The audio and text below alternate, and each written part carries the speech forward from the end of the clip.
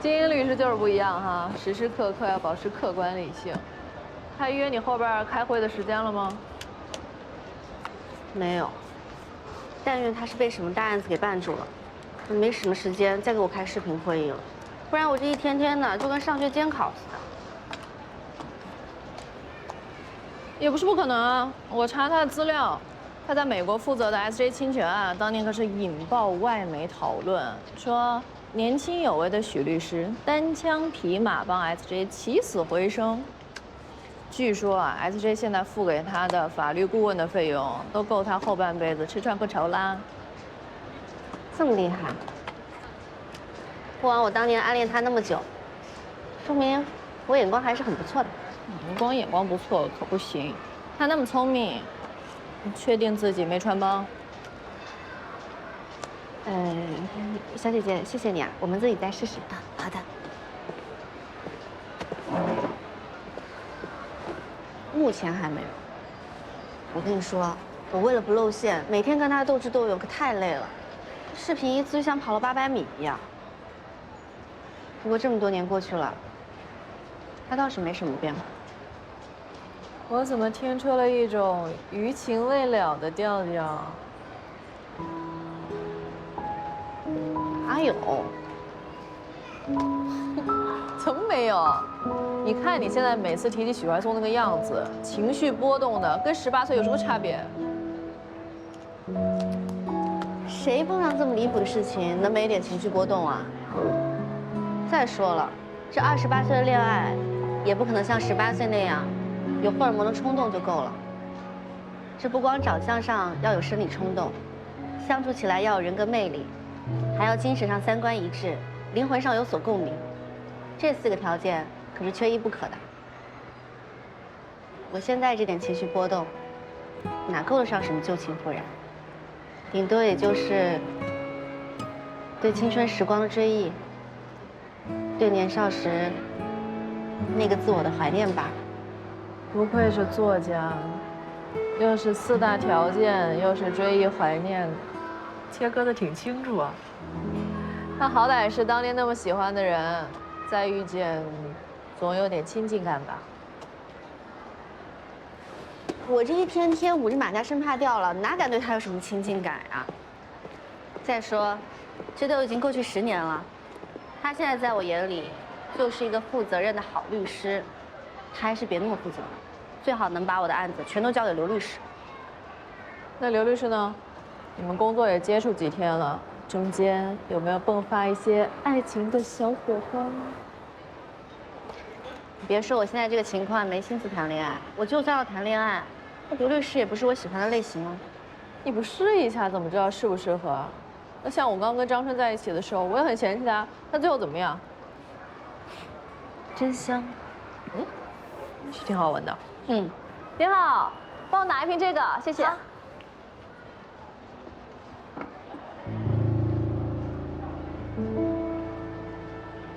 怎么了？总感觉有人在看我，怪怪的。是大白天的，你要从言情频道转到惊悚故事了。挑你的吧。要哪个？跳完了。转学姐，哎，真的是你？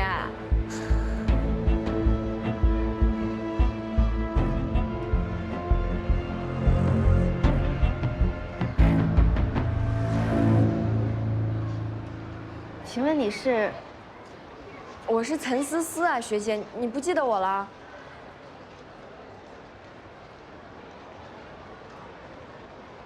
啊！天哪，学姐，我真的好久都没见你了。我刚刚在那边偷瞄你半天，我还怕认错人呢。哎，你毕业以后就留在杭市了是吗？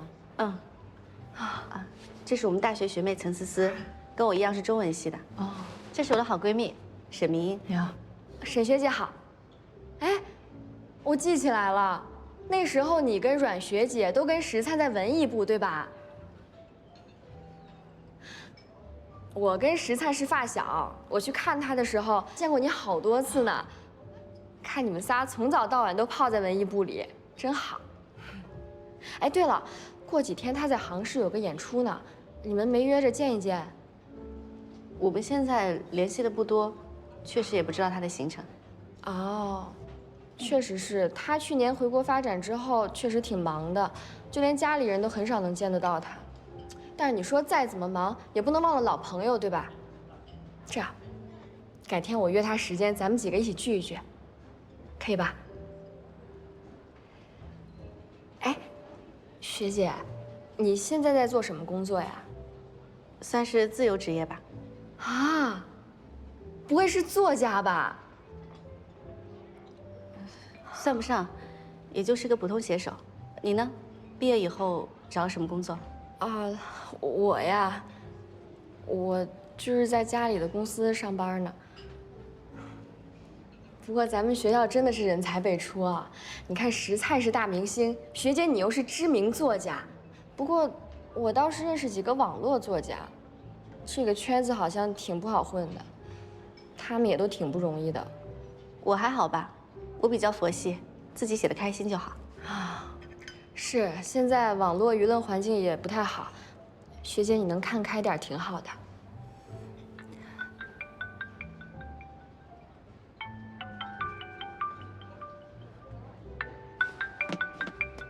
不好意思，接个电话。你客气什么啊？你忙。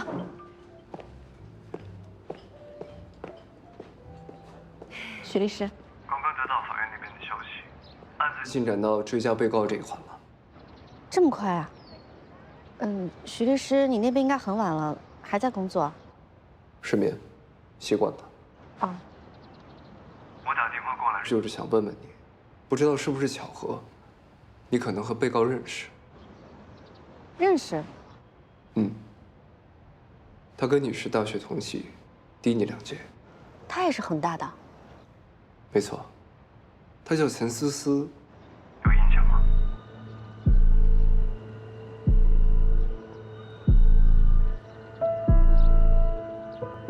我正在跟他一起吃甜品呢。看来从之前网上泼脏水到今天的偶遇，可能都不是巧合。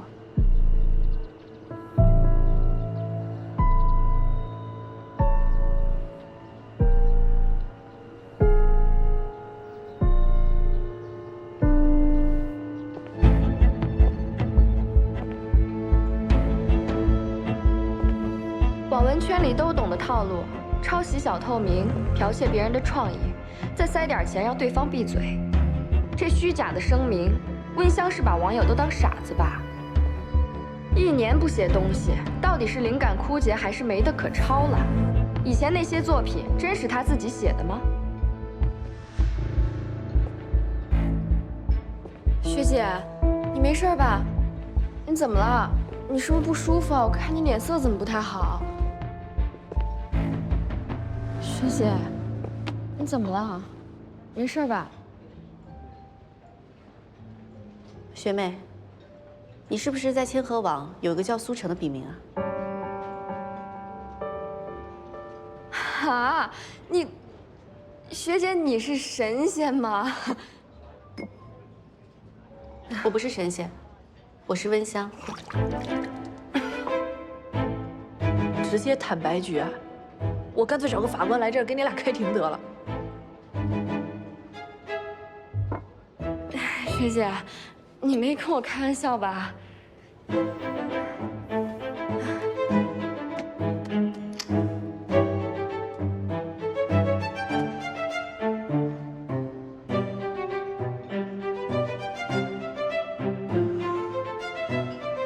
哎呀，你说这世界也太小了吧？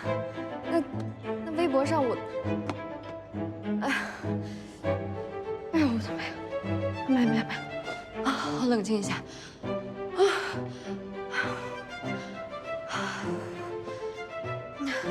学姐，不是，你看，这事儿误会大了。我要是早知道温香是你，我肯定不会发那条微博的。是吗？嗯，为什么呢？你肯定不会干抄袭这种事儿啊。学姐，你是不是把我给告了？你看，这误会可闹大了。我要是早就知道苏晨是你的话，那我就早点告了。本来也是我做的不对，学姐。我也没有想把事情闹大。如果你真的觉得是误会的话，我们也可以考虑和解。真的啊，学姐，那太好了。这事要是让我爸知道的话，他得骂死我。要是石灿也知道了，那他得多为难呀。学姐，你要是愿意原谅我的话，我一定公开向你道歉，争取消除对你所有的负面影响。我以后绝对再也不犯蠢了。你就是让我当牛做马，我都愿意。你也知道你做人不行啊。多大的事儿？但是和解程序我确实不太懂。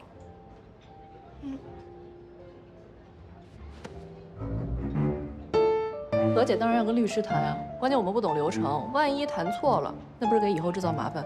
也是，官司的事情也不是我们自己能说了算的。你明天有空吗？明天，我明天公司可能要开一天会，我可能走不开。学姐后天可以吗？也行，那法庭那儿，我可以让他们暂缓流程，你不用担心。加个微信吧，方便我们后面联系。好。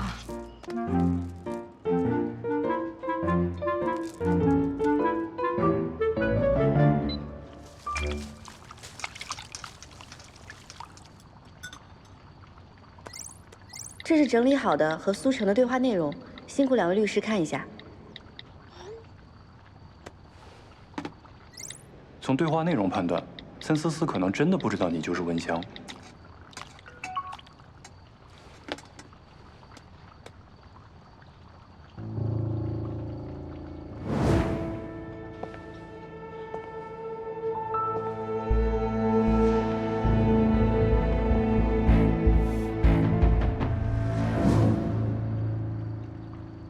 不一定。事情比较复杂，明天当面聊一下吧。两位什么时间方便？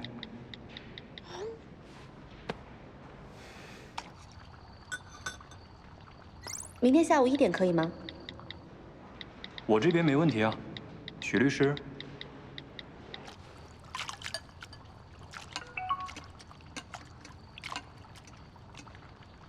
推迟4个小时。啊？你那边岂不是凌晨啊？时间上午都可以的，以许律师为准就好。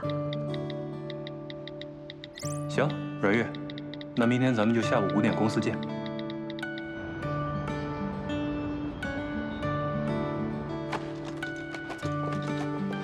谢谢，Thank you，OK，这边。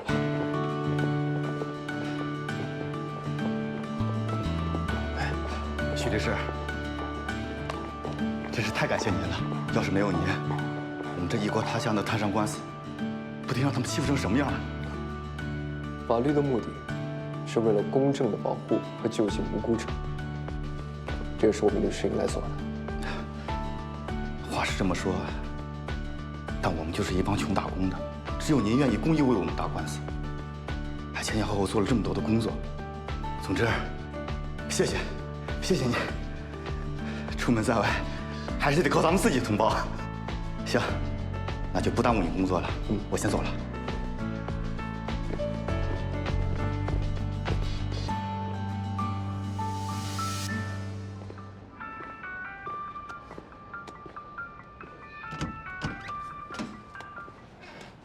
喂，哎，气死我了！那个苏成竟然怂恿我起诉阮玉学姐，我发给你看。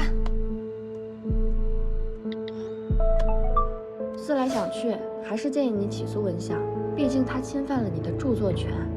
妹妹，你刚进入网文市场，不知道温香抄袭的举动会给你后续带来多大的伤害。你看到了吗？那我怎么办呀？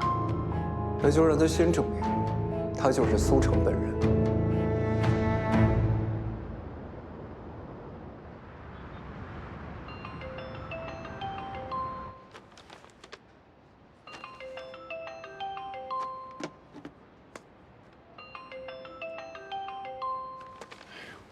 许律师应该是睡了吧？他那边已经凌晨了。也是。那咱不等他了，没事。许律师不在，这不还有个刘律师呢吗？是吧？那咱接着昨天的话题聊。好。陈思思给我的感觉是有些用力过猛的，在我跟他说50分香以后，他下巴突然猛地磕到玻璃杯上，眼睛都痛得开始闪泪花了，揉了好半天才说，不会是开玩笑吧什么的。还有，他被戳穿了以后满脸通红，拼命的用手扇风，这些动作在当时看起来只是显得他很震惊，但后来我越琢磨越觉得不太对劲。你的意思是，他都是演的？他应该是没有想到我会这么直接的摊牌，所以他那些夸张的动作，我觉得是为了转移我的注意力，好为自己的反应多争取一些时间。所以，我认为他还有后手。后手？会的，哪有那么多后手啊？你们这作家是不是想象力太丰富了？可是他的那些行为确实让我……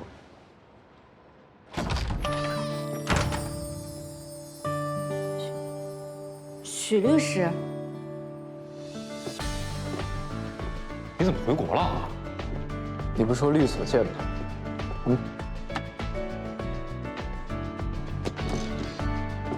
这什么呀？陈思思的后手。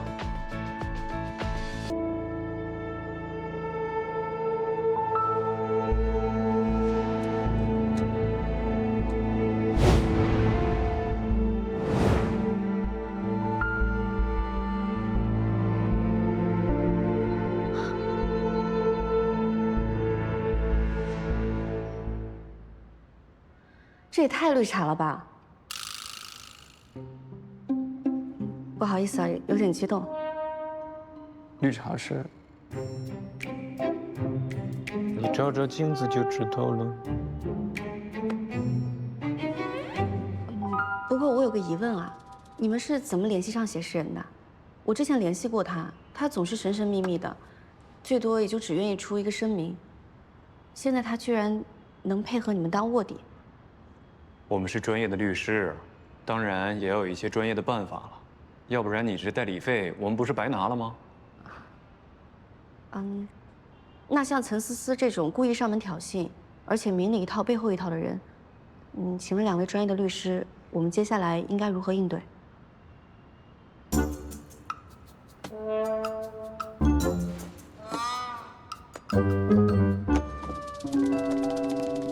等会儿他要是问你接下来怎么办，你就说拉黑被告，出气。为什么？拿出点律师的专业精神来好吗？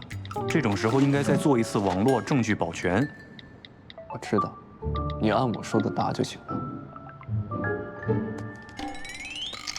要是真的很讨厌这个陈思思的话，直接给她拉黑也行。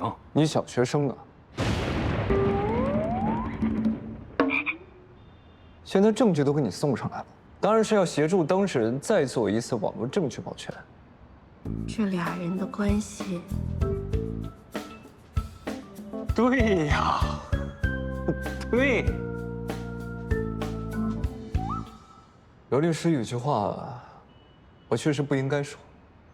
不过你作为我们律所的合伙人，确实应该再提升一下自己的办案能力和业务水平了。以你目前在这个案子上的表现来看，我建议还是由我来做主要对接。已经这么剑拔弩张了。好啊，好啊，好啊！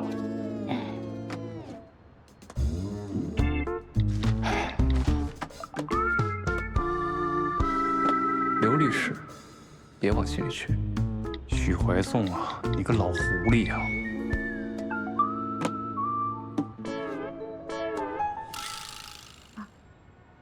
谢谢2位律师了。他的电话有吗？陈思思的吗？对。有。录音取证，会吗？你是说陈思思还不知道自己被写诗人出卖了？我可以假装不知情，向他套话。太会，徐律师能教教我吗？如何有效地进行电话录音？我们要试图去引导对方在第一时间就确认身份。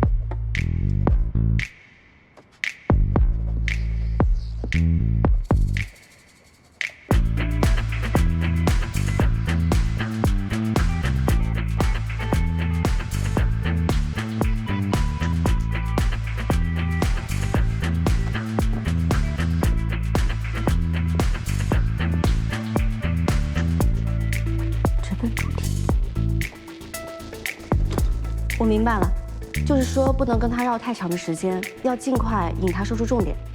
没错，所以有信心吗？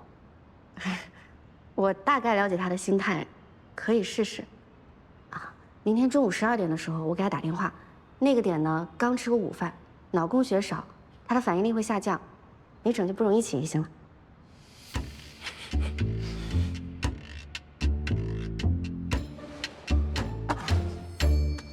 瑞月，那明天你吃完午饭以后，你的思考能力会不会也下降啊？别担心，刘律师，我可以提前吃饭。行。哎呦，一说到吃饭，咱是不是也应该把今天的晚饭吃了？都这个点了，不好意思啊，打扰到这么晚。要不我请你，还有许律师一起吃个晚饭吧。行啊。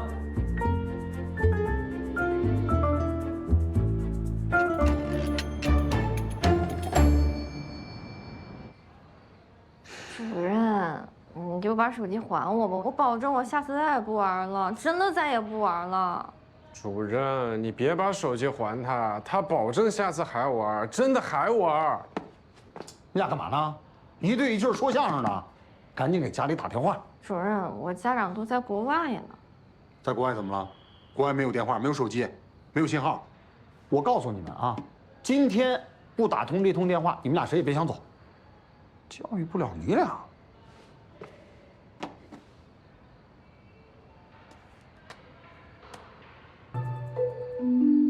限制你了。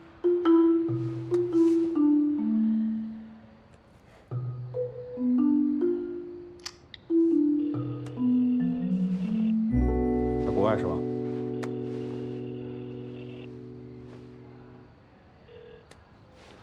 ？Hello，I'm Feng Zhu，怀石许 teacher today。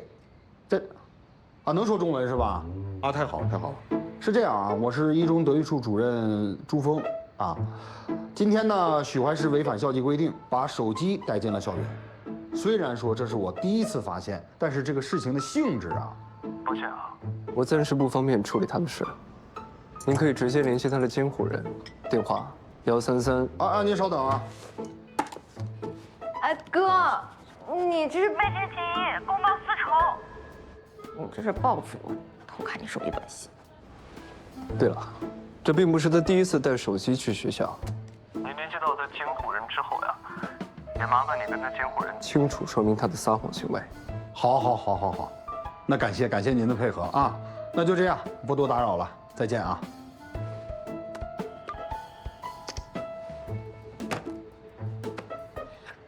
1000字检查，明天上课之前放在我办公桌上。啊什么啊呀？你笑什么？1500字。啊？你跟你妹妹关系是不是一般啊？这妹妹出事儿了，你也不给兜着点儿。他闯的祸已经够多了，都不管。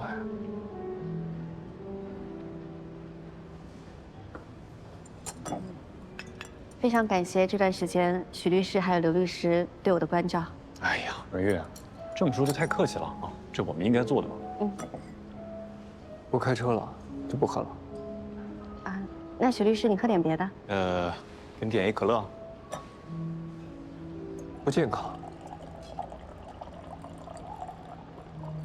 您好，帮我来一杯柠檬水，谢谢。好的。阮玉，怎么喝？也是，工作压力大，喝点养生的比较好。是。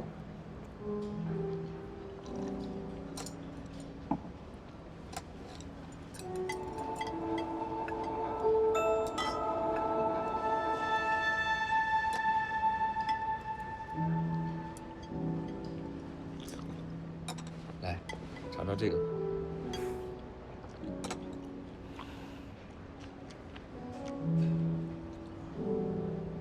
认识啊？嗯。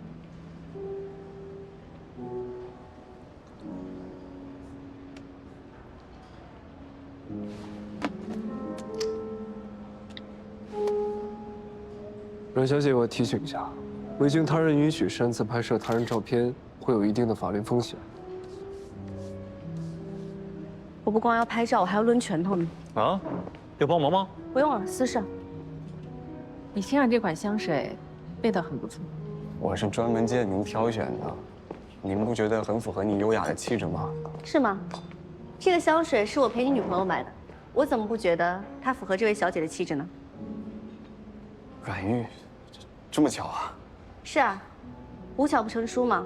要是不巧的话，我还看不到这一幕呢。你觉得那人是谁啊？你没听他刚才说吗？私事，肯定前男友啊。都前男友了，有必要这么生气？没有爱，哪来的恨呢？也就是心里没放下。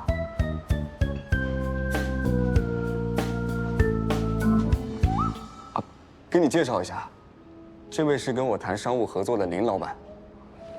这位是我是张川女朋友的闺蜜。林老板应该不知道张川有女朋友吧？不过也是，谈生意嘛，又不是谈恋爱，也不需要交代家底，是不是张川？对。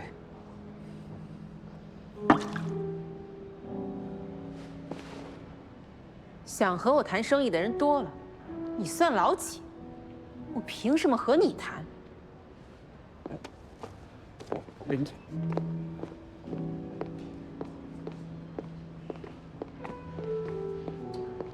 阮玉，你真的误会我了。我误会什么？真的在什么情况？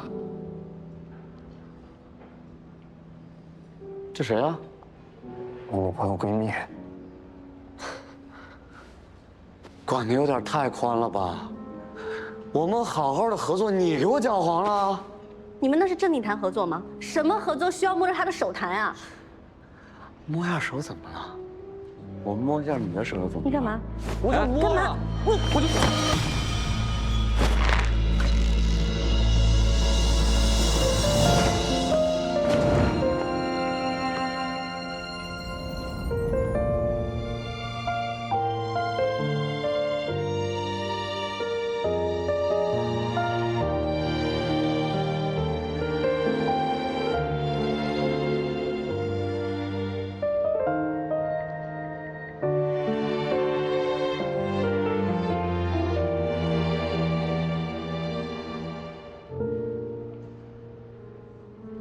你又是谁呀？我是他的律师。这位先生，我想我有必要提醒，根据《民法典》第1010条，违背他人意愿，以肢体行为对他人实施性骚扰的，受害人有权依法请求行为人承担民事责任。吃饭带个律师，什么大人物？别闹了，走吧，合作怎么办？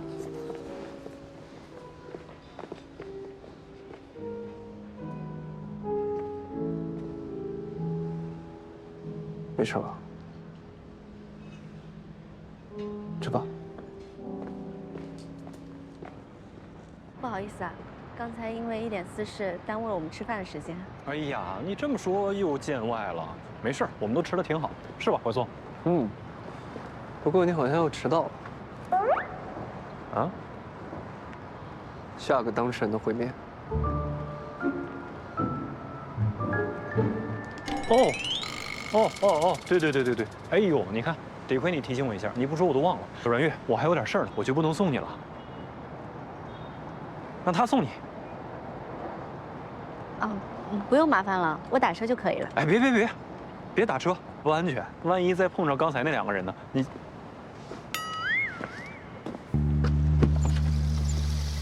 上车。去吧。那谢谢许律师。要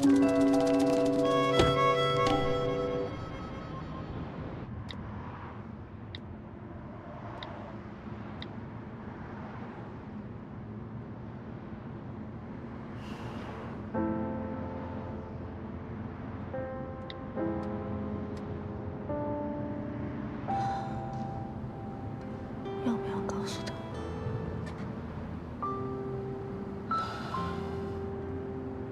你如果需要法律帮助的话，可以说。好，不过暂时还没到那个地步。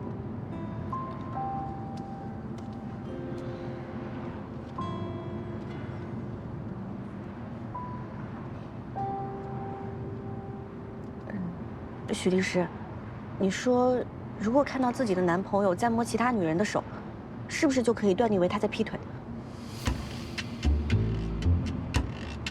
你确定那还是男朋友？当然确定了。于情可以，但于理，证据不足。这都摸上手了，还不能断定为他是在劈腿吗？不能算作确凿的证据，但你有和他分手的权利。我和他分手。嗯。许律师，你误会了，那个人是我闺蜜的男朋友。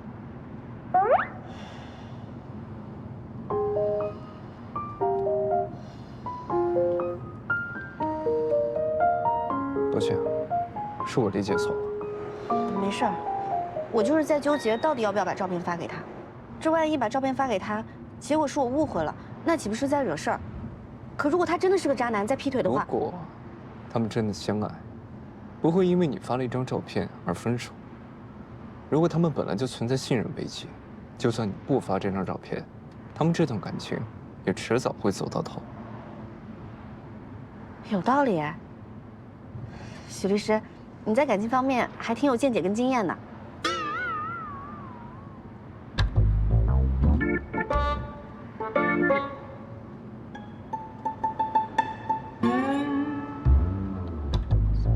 许律师，我不是那个意思。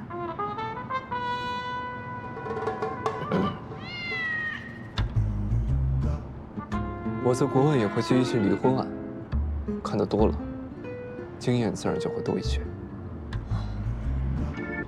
这样啊？我说的也不一定对，你自己考虑考虑，再做决定吧。谢谢你啊，许律师。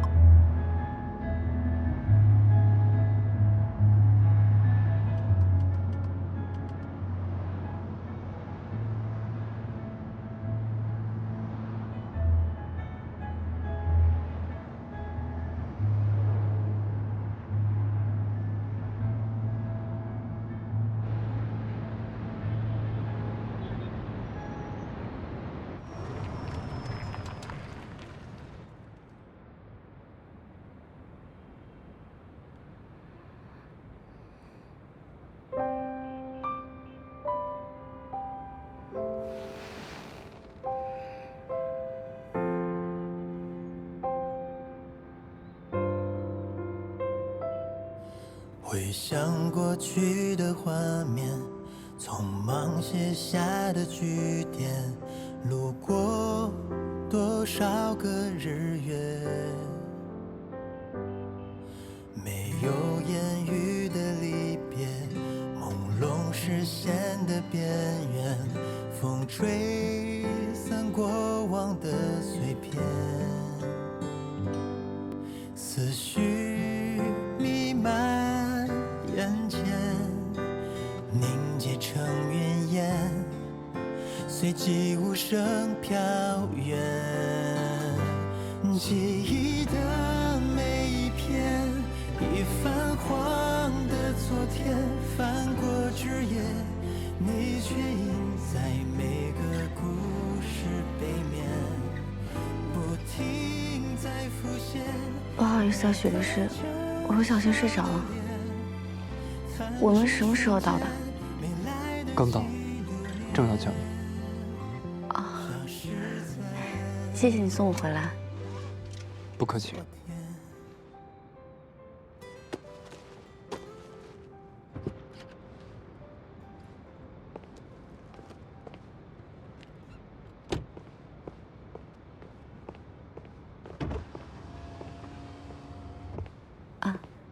那我先走了，许律师，你路上注意安全。嗯，再见。嗯。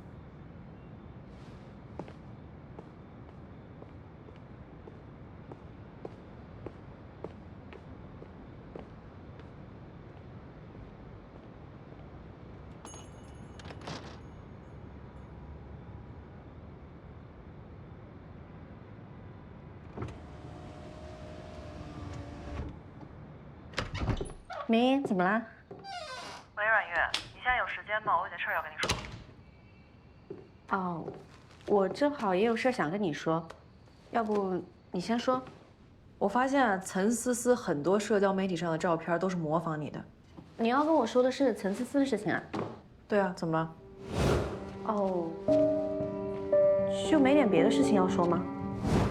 哦，你说张川那个事儿吧，他一回家就跟我说了，说他今天跟一个女老板吃饭被你碰见了，这不误会了吗？哎，没事儿，那个商务黄就黄了，不行再接一个。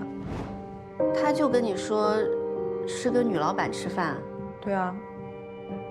怎么了？你还看见什么了？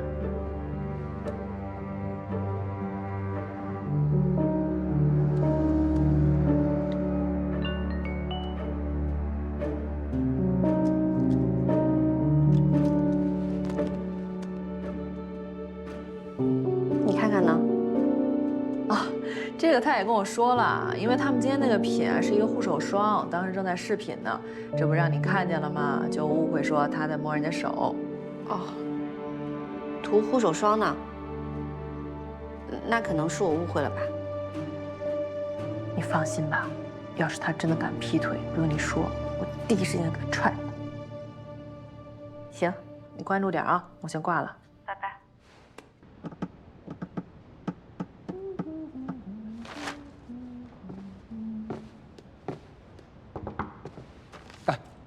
来机快到了，阮玉也快到了，准备准备好了。这才11点，他不是12点到吗？他怕错过最好的那个打电话的时间，所以说他提前1个小时出门了。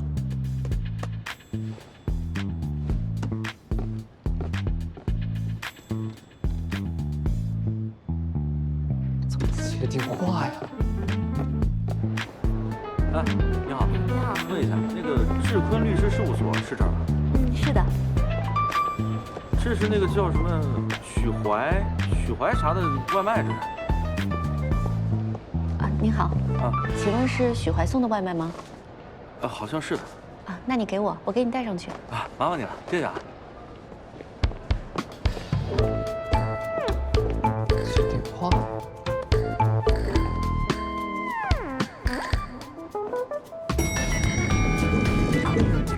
哎，许律师，你的外卖。外卖？我没点外卖。这上面写了你的名字。那一定是送错了。我从来都不吃外卖，另外我也没有国内的订餐软件。哦。哎，在这儿呢你。哟，阮月，你到了。你订的炸鸡呢？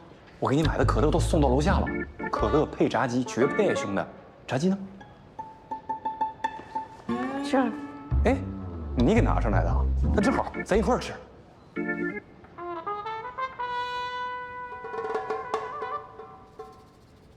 哥，别说，婉玉学姐现在可能已经不喜欢你了。就算还有点什么，她心里那个人也根本不是真的你。她连你爱吃炸鸡也不知道吧？哼哼，你要是摊牌了，她能接受真实的你吗？刘律最近跟律所的同事组了一个减肥小组，谁要是点了外卖被别人发现了，就要在公司的群里发红包。不过没关系啊，刘律，下次如果还想吃的话，还是可以以我的名义，我会帮你瞒着。但是我要提醒一下，炸鸡非常不健康，以后要少吃。行，好嘞，明白。那许律，你自律。当然。哎，好嘞，来，蕊玉，我给你倒点可乐吧。可乐配炸鸡，哎呀，完美。谢谢。许律，你也就别喝可乐了，可乐也不健康。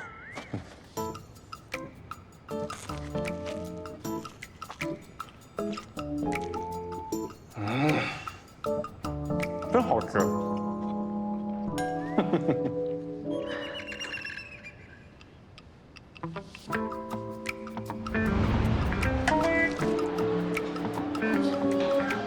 香哦。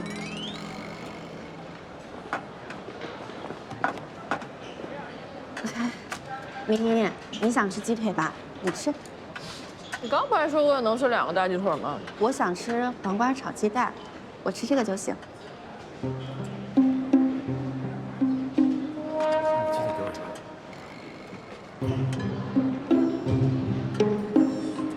鸡腿无所欲也，许怀颂亦无所欲也，两者不可得兼，舍鸡腿而取许怀颂者也。真不吃啊？不爱吃，那就归我了。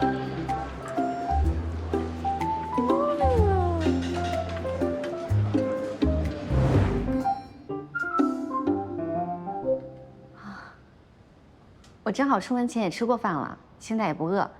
刘律师，你多吃点。哦，你也不吃？那蕊玉，你把这个饮料喝了吧。香啊！许律师，你喝点饮料吧，这个应该是你爱喝的，也比较健康。谢谢。送亲一杯纯正黑咖啡，祝亲开启活力的一天。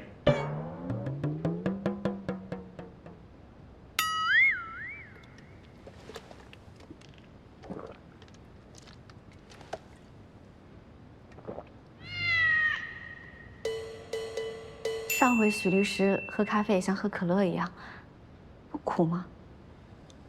习惯了。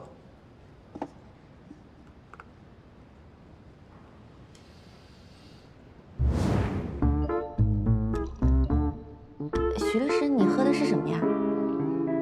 黑咖啡吗？我还是头一次见人喝黑咖啡喝这么大口的。习惯了。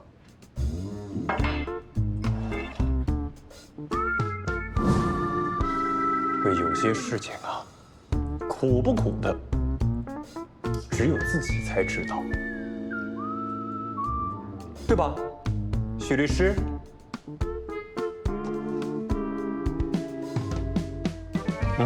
真好吃。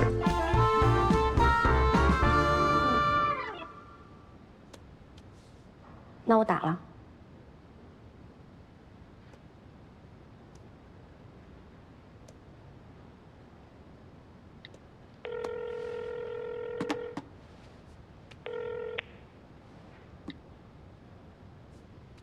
你好，我是阮玉，请问是岑思思吗？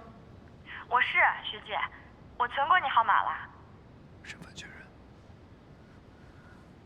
认。你现在方便说话吗？方便的，你说。是这样的，本来和解的事情，我打算请律师和你谈，但我想了想，觉得还是应该先跟你聊一聊。其实前段时间有家影视公司跟我聊过版权改编的事儿。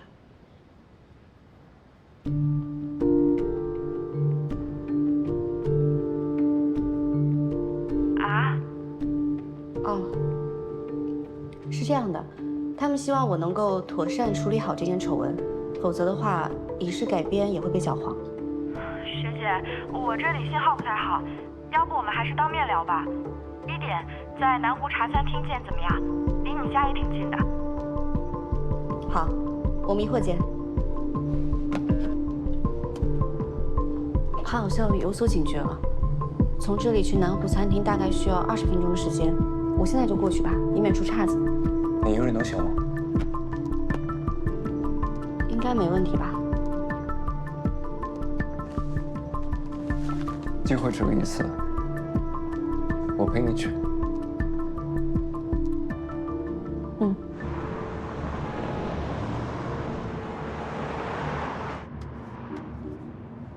录音笔，上推录音，下推保存。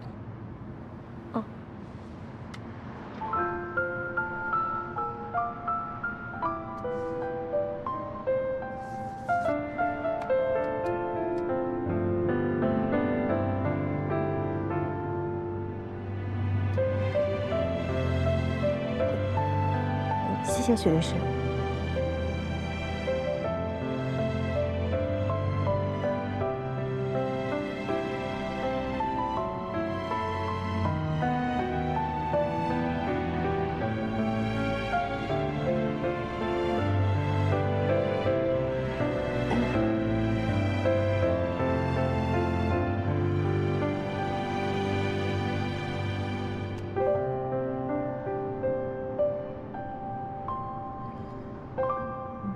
本来觉得打电话套话也没那么难，但是真要见面了，感觉心跳都加速了。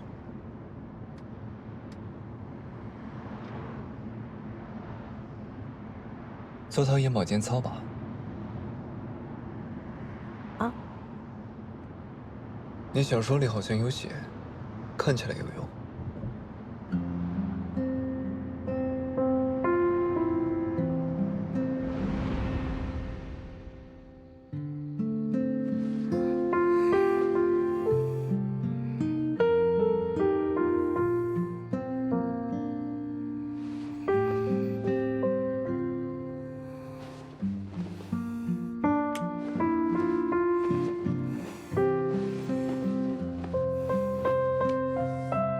对不起，签错了。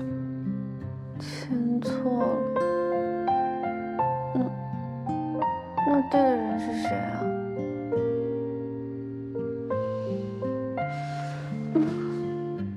渣男。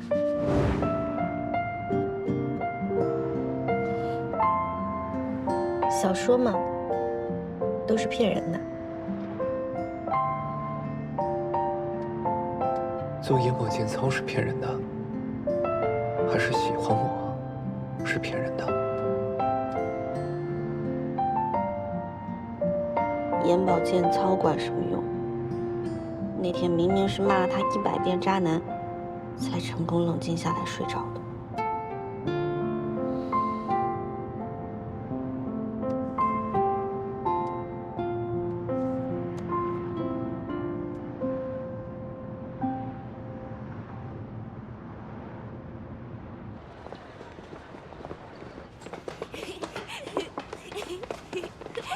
学姐，谢谢你能给我这个机会，让我跟你当面解释。思思，我考虑过了，和解没有问题。但是我现在的律师不只代表我的个人立场，还为影视方考虑。为了不影响这本小说的影视改编，他们要求你在道歉声明中承认自己不仅发布过污蔑我的长微博，也曾煽动水军攻击过我。我没有啊，学姐。啊，我也知道发这样的声明确实是挺难为人的。但影视制作公司的意思是和解不成就继续起诉。可是学姐，我真没要故意攻击你。我当时发那篇帖子的时候，是因为我真就是那么以为的。我那时候也不知道你就是温香啊。后来那篇帖子它自己发酵到那么高的热度，跟我真没关系，那就是网友自发的行为。思思，网络不是法外之地，做过的事情都会留下痕迹的。你就算现在不承认，等之后调查起来也会被发现的。咱们呢都是一个学校出来的，你是我的师妹，我当然不想把事情闹得太不好看。那学姐，你能不能先撤诉啊？你看你撤诉了以后，还是可以找律师把事情查清楚，咱们庭下和解，和和气气的，这样不是很好吗？啊，这倒也是个办法。可万一我撤诉了，有心怀不轨的人给我挂一个心虚的名头，再怂恿写诗人起诉我的话，那可怎么办呀？学姐，你是不是想太多了？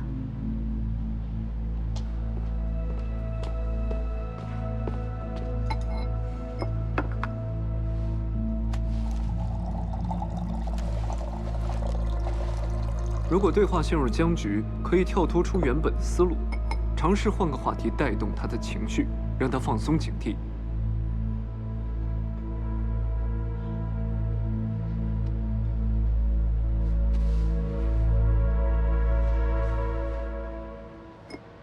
思思，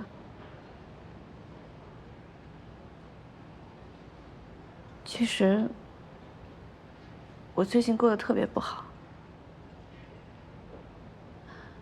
我知道，以现在的这种情况，别说影视版权卖不出去了，再这样下去，网站跟我解约也是分分钟的事儿。怎么会呢，学姐？你可是网站的摇钱树。现在作者一茬接一茬，很快的。等我被清河网踢出了局，别的网站肯定也不会再签约我了。学姐，你多虑了。就算真有那么一天，至少石灿他肯定不会袖手旁观的。毕竟你当年在学校那么关照他，对吧？他现在那么忙，不会顾得上这种小事的。我本来还想，只要真的是你买的水军，有石灿这层关系在，至少我还可以求求你。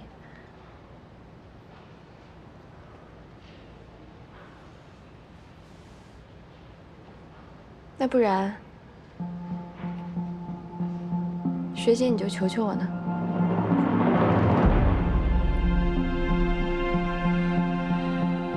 真的是你？你从一开始就知道温香是我？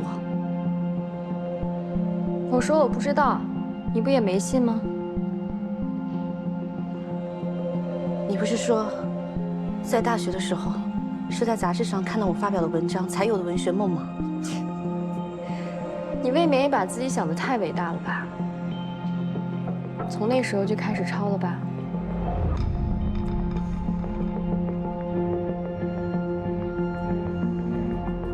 一篇抄袭的文，凭什么数据那么好？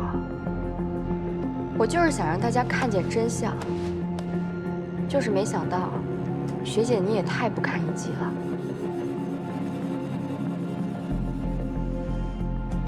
我不过就是买了那么一点儿水军，你就不行了？